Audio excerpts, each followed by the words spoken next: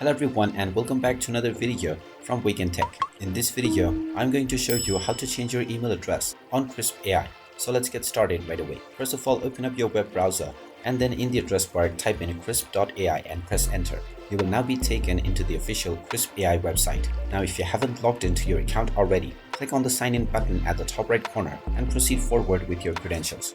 After logging in, click on the manage account button at the top right corner and you will be taken into your homepage. Now in order to change your email address, click on the settings button at the left side and you will end up within your account settings page.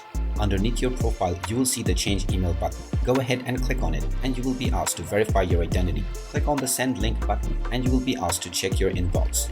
So just check your inbox and you will find an email from Krisp AI. Open up this email and click on the verify email button and now your identity will be verified and you will be allowed to enter your new email address. Type in your desired new email address and click on the send verification link button and now log into this new email address and you will find another verification email. Open up this email and click on verify email and now your email address will successfully be changed on your Krisp AI account.